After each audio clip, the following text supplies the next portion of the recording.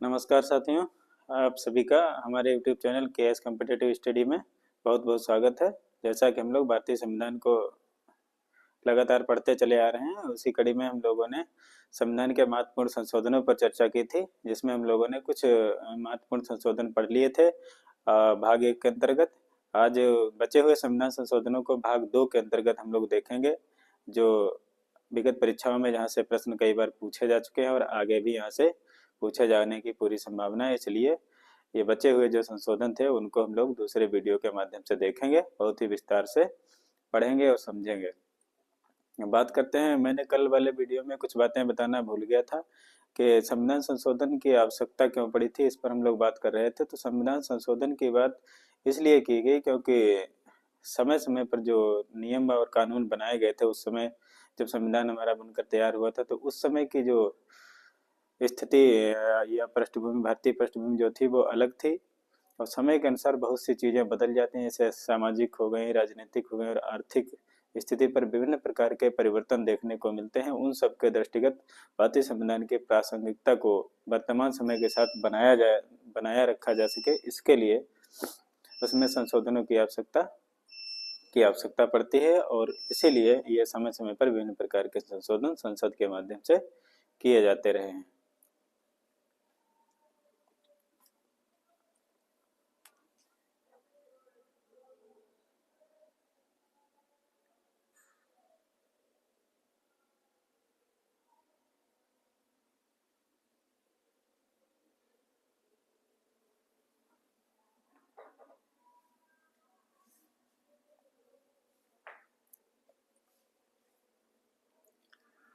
संसद के माध्यम से विभिन्न प्रकार के संशोधन किए जाते रहे, जिनके लिए भारतीय संविधान में अनुच्छेद 368 यानी आर्टिकल 368 के तहत भारतीय संविधान में संशोधन के प्रावधान को रखा गया है, जिसका अधिकार संसद के पास है। बात करते हैं ये संविधान संशोधन कितने प्रकार से किए जा सकते हैं। तो संविधान में संशोधन की प्रक्रिया को 3 प्रकार से पूरा किया जा सकता है। सबसे पहले नंबर पर आता है साधारण बहुमत के द्वारा। इसमें संसद से संबंधित विभिन्न प्रकार के मुद्दों पर संशोधन या उसमें उनके प्रावधानों में बदलाव की व्यवस्था को देखा जा सकता है। इसके लिए साधारण बहुमत से ही काम चल सकता है। दूसरे तरीके की अगर बात करते हैं तो उसमें क्या होता है, विशेष बहुमत के द्वारा ही संशोधनों को किया जा सकता है, जिसके अंतर्गत कौन से संशोधन, मूल अधिकार हो गया या केंद्र राज्य संबंधों से संबंधित जो विभिन्न प्रकार के मुद्दे या नियम कानून हैं, उनमें अगर कोई सुधार की आवश्यकता है तो ऐसी स्थिति में विशेष बहुमत के द्वारा ही संविधान में संशोधन किया जा सकता है। बात करते हैं विशेष बहुमत क्या होता है। तो विशेष बहुमत के लिए लोकसभा और विधानसभा के जो निर्वाचित सदस्य हैं, जो मतदान करने और निर्वाचित सदस्यों की संख्या का 2/3 सदस्यों के द्वारा ऐसा प्रस्ताव पास किया जाना चाहिए कि संबंधित मुद्दे पर कोई बदलाव की आवश्यकता है या संशोधन की आवश्यकता है। अगर 2/3 बहुमत से वह संशोधन प्रस्ताव पास कर दिया जाता है, तभी वह राष्ट्रपति के पास मंजूरी के लिए भेजा जा सकता है, अन्यथा की स्थिति में इस प्रकार के संशोधन संभव नहीं है। बात करते हैं तीसरे प्रकार के संशोधन की। तो इसमें विशेष बहुमत के साथ साथ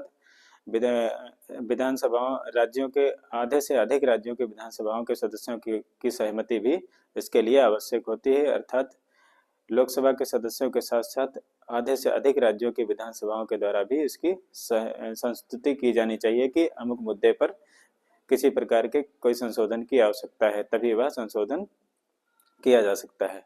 इस प्रकार से संशोधन की प्रक्रिया को पूरा किया जा सकता है और समय समय पर इसी आधार पर ही विभिन्न प्रकार के संशोधन किए गए हैं।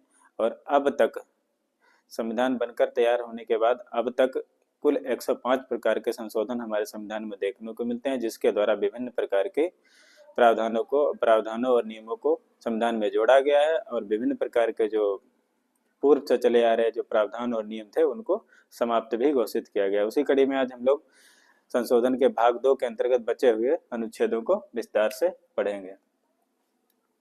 संविधान के महत्वपूर्ण संशोधन भाग 2। इधर क्या लिखा हुआ, संशोधन का वर्ष, अर्थात जिस वर्ष में संशोधन किया गया उसका वर्ष इधर दिखाया गया है और संशोधन के द्वारा जो नए प्रावधान संविधान में जोड़े गए हैं उनको इधर लिखा गया है। बारी बारी से बात करते हैं। तो बात करते हैं 61वां संविधान संशोधन। यह कब लाया गया था? 1989 में, 1989 में 61वां संविधान संशोधन लाया गया और यह एक बहुत ही महत्वपूर्ण संविधान संशोधन था, क्योंकि इसके द्वारा लोकसभा तथा विधानसभा में जो है मतदान की आयु को बढ़ाकर आयु को 21 वर्ष से घटाकर क्या कर दिया गया था, 18 वर्ष कर दिया गया था। अर्थात 61वें संविधान संशोधन से पहले लोकसभा में और विधानसभा में मतदान करने की जो आयु थी वह क्या थी, 21 वर्ष निर्धारित की गई थी। अर्थात कोई भी व्यक्ति जब तक 21 वर्ष का पूरा नहीं होता था तब तक वह मतदान करने का अधिकार नहीं रखता था। इस व्यवस्था को बदलते हुए क्या कर दिया गया, मतदान की आयु को 18 वर्ष कर दिया गया 61वें संविधान संशोधन के माध्यम से।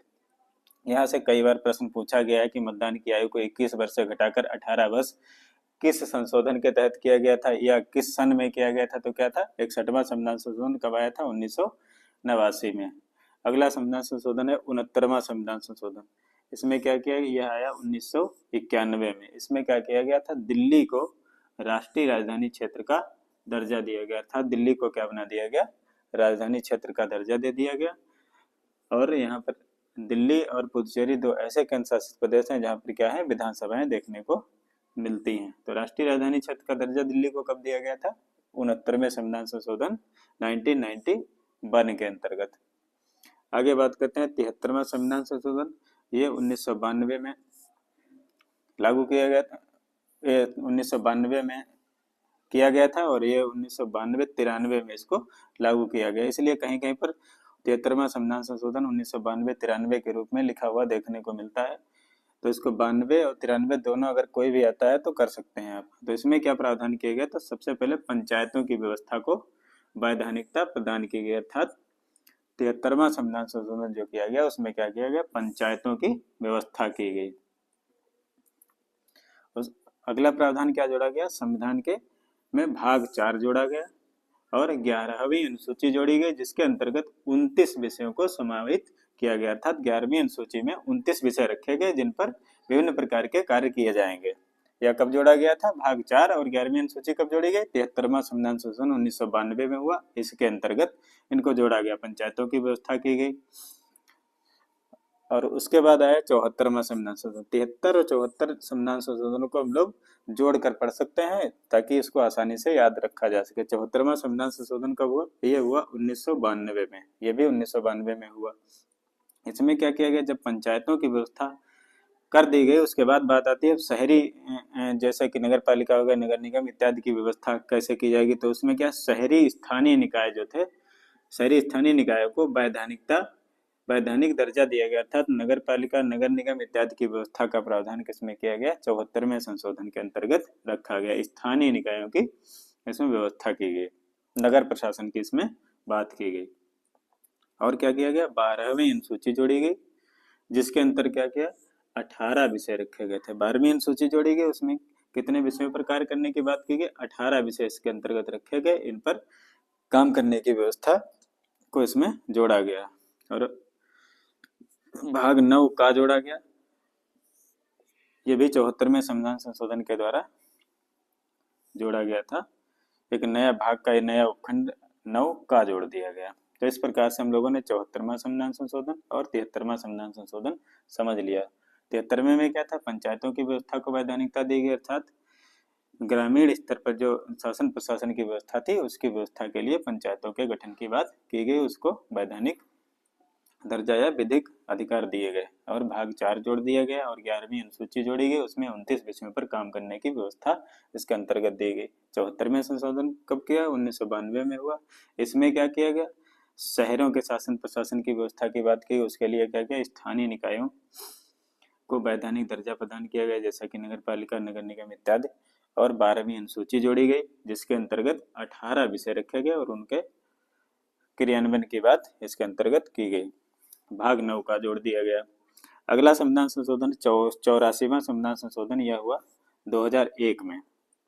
इसके अंतर्गत क्या व्यवस्थाएं परिवर्तित की गई, तो देखते हैं लोकसभा तथा विधानसभा में सीटों की जो संख्या थी उसको 2026 तक के लिए निश्चित कर दिया गया। अर्थात जो लोकसभा में जो सीटों की संख्या है और जो विधानसभा में सीटों की संख्या है वह सन 2026 तक यथावत बनी रहेगी। अर्थात इनकी सीटों में किसी प्रकार से कोई बदलाव या इनकी संख्या में कम ज्यादा का कोई प्रावधान 2026 से पहले नहीं किया जा सकता। अर्थात इनकी सीटों की संख्या जो थी उनको निश्चित कर दिया गया। इनकी सीटों की संख्या में किसी प्रकार की कोई छेड़छाड़ 2026 तक के लिए नहीं की जा सकती। ऐसी व्यवस्था 84वें संविधान संशोधन 2001 के द्वारा हमारे संविधान के में की गई। तो इस प्रकार हम लोगों ने 61वां संविधान संशोधन, 69वां संविधान संशोधन, 73वां, 74वां, 84वां संविधान संशोधन को बहुत ही विस्तार से पढ़ लिया। उसके अंतर्गत कौन कौन से प्रावधान जोड़े गए संविधान में और कौन कौन से प्रावधानों को उसमें समाहित किया गया, और ताकि संवैधानिक व्यवस्था को स्थिरता प्रदान की जा सके।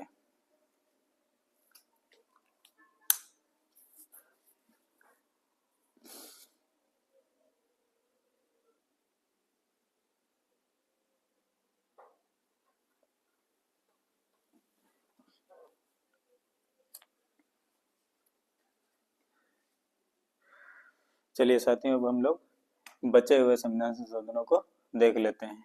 तो बात करते हैं 86वां संविधान संशोधन। यह कब हुआ था? 2002 में हुआ था। इसके अंतर्गत क्या प्रावधान जोड़े गए? तो सबसे पहले अनुच्छेद 21A के तहत 6 से 14 वर्ष तक के बच्चों की शिक्षा व्यवस्था का प्रावधान कहाँ किया गया? 86वें संविधान संशोधन 2002 के अंतर्गत यह व्यवस्था की गई। यानी कि 6 से 14 वर्ष तक के जो बच्चे हैं उनकी शिक्षा व्यवस्था की जो जिम्मेदारी होगी वह सरकार की होगी। ऐसा प्रावधान 21A के तहत किया गया। अगला क्या था? अनुच्छेद 45 के तहत नीति निर्देशक तत्वों में क्या रख दिया गया? 0 से 6 वर्ष तक के बच्चों की देखभाल और उनकी शिक्षा व्यवस्था की जिम्मेदारी राज्यों को दी गई। आगे बात करते हैं, इसमें अनुच्छेद 51A के तहत 11 मूल कर्तव्यों को जोड़ दिया गया। 86वें संविधान संशोधन के द्वारा क्या किया गया? 51A के तहत 11 मूल कर्तव्य जोड़ दिए गए। अनुच्छेद 45 के तहत 0 से 6 वर्ष तक के बच्चों की शिक्षा व्यवस्था, उनकी देखभाल की व्यवस्था को रखा गया। और 21A के तहत जो है 6 से 14 वर्ष तक के बच्चों की शिक्षा व्यवस्था को मूल अधिकार के तहत रख दिया गया। आगे बात करते हैं 91वां संविधान संशोधन। यह कब हुआ था? 2003 में हुआ था। और इसके द्वारा क्या व्यवस्थाएं की गई? तो इसमें क्या था? मंत्री परिषद में मंत्रियों की अधिकतम संख्या जो थी वो 15% तक ही हो सकती है। अर्थात किसी भी राज्य की विधानसभा में जो कुल निर्वाचित सदस्य हैं उसके 15% सदस्यों को ही मंत्री बनाया जा सकता है, अर्थात मंत्रिमंडल में भेजा जा सकता है। इसी तरीके से चाहे लोकसभा में 545 सदस्य चुनकर आते हैं, उनमें से 15% सदस्यों को ही मंत्री बनाया जा सकता है। इससे अधिक लोगों को मंत्री बनाने की व्यवस्था हमारे संविधान के अंतर्गत नहीं की गई। अर्थात 91वें संविधान संशोधन में यह रिस्ट्रिक्शन लगा दिया गया कि अधिकतम 15% सदस्य ही मंत्री बन सकते हैं। पहले क्या होता था?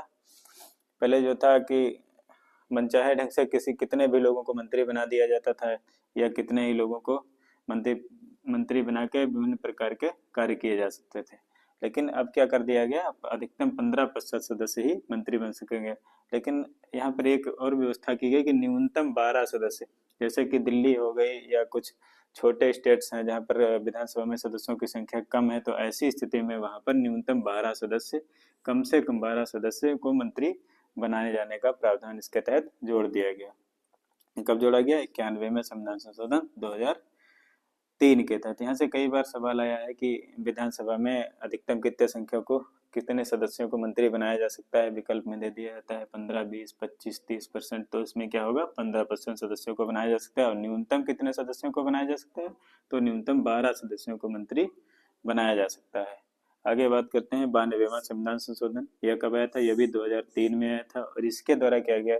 यह भारतीय संविधान की जो अनुसूचियां 12 अनुसूचियां, उसमें से 8वीं अनुसूची के तहत भाषाओं का वर्णन दिया गया है। उसके अंतर्गत 4 नई भाषाओं को 8वीं अनुसूची में जगह दी गई। वह कौन कौन सी थी? बोडो, डोंगरी, मैथिली तथा संथाली। ये भाषाएं कब जोड़ी गई थी हमारे संविधान में? तो 92वां संविधान संशोधन लाया गया था 2003 में। उसके अंतर्गत 8वीं अनुसूची में पहले क्या थी? इस संशोधन 92वें संविधान संशोधन से पहले भारतीय संविधान में 14 भाषाओं का वर्णन देखने को मिलता है। लेकिन वर्तमान में अगर बात की जाए तो कुल 22 भाषाओं का वर्णन हमारे संविधान में देखने को मिलता है। और ये 4 भाषाएं बाद में जोड़ी गई थी 8वीं अनुसूची में, वह 92वें संविधान संशोधन के द्वारा जोड़ी गई थी। बोडो, डोंगरी, मैथिली तथा संथाली। यहाँ से कई बार प्रश्न पूछा गया है। अगला संविधान संशोधन जो था वो 100वां संविधान संशोधन हुआ। यह कब हुआ? 2015 में हुआ। और इस संशोधन के द्वारा क्या व्यवस्था देखने को मिली? इसमें क्या था? बांग्लादेश के साथ 2015 में एक समझौता हुआ था, उसमें क्या गया था, भूमि का हस्तांतरण हुआ था, अर्थात कुछ भूमि जो है बांग्लादेश की भारत को मिली थी और कुछ भूमि जो है या कुछ गांव जो थे भारत के बांग्लादेश के क्षेत्र में चले गए थे। तो इसके तहत क्या हुआ था, भारत के लगभग 110 गांव बांग्लादेश को मिल गए थे इस भूमि हस्तांतरण के दौरान, और बांग्लादेश के लगभग 50 से 52 गांव जो थे वो भारतीय सीमा के अंतर्गत आ गए थे, अर्थात वहाँ के लोग जो थे वो भारतीय नागरिक हो गए थे। और जो 110 गांव जो थे भारत के, यहाँ के लोग क्या थे, सीमा से लगे हुए ये गांव जो थे ये बांग्लादेश को दे दिए गए, तो यहाँ के लोग जो थे वो बांग्लादेशी के रूप में जाने लगे। अगला संविधान संशोधन जो बहुत ही महत्वपूर्ण था, यहाँ से बहुत बार प्रश्न पूछा गया, यह क्या है, 101वां संविधान संशोधन। यह कब हुआ, 2016 में हुआ, और इसके तहत क्या व्यवस्था की गई, वस्तु एवं सेवा कर अर्थात जीएसटी, अर्थात वन नेशन वन टैक्स की व्यवस्था लाई गई। उसके अंतर्गत क्या किया गया, गुड्स एंड सर्विस टैक्स अर्थात जीएसटी की व्यवस्था की गई, और यह 1 जुलाई 2017 से हमारे देश में लागू है। इस प्रकार से हम लोगों ने संविधान के महत्वपूर्ण संशोधनों को बहुत ही विस्तार से समझा, सरल भाषा में समझा, और इसको याद करने के लिए आप लोगों को इसका स्क्रीनशॉट लेकर रख लेना चाहिए, या 2 से 3 बार अगर आप इसको देख लेंगे तो आसानी से सारे संशोधन जो हैं, इनके प्रावधान जो हैं वो सब याद हो जाएंगे, और आने वाली परीक्षाओं में आसानी से आप यहाँ से जितने भी सवाल पूछेंगे जाएंगे बहुत ही आसानी से हल कर सकेंगे। अगर यह वीडियो आप लोगों को अच्छा लगा है तो इसको लाइक, शेयर और सब्सक्राइब करें। अगर कोई सुझाव हो तो उसको कमेंट में दें ताकि हम लोग उसमें सुधार कर सकें, या कुछ पूछना है तो आप कमेंट करके पूछ सकते हैं। और यह वीडियो आप लोग अपने दोस्तों के साथ भी शेयर करें ताकि वह भी अपनी तैयारी को और धार दे सकें। धन्यवाद।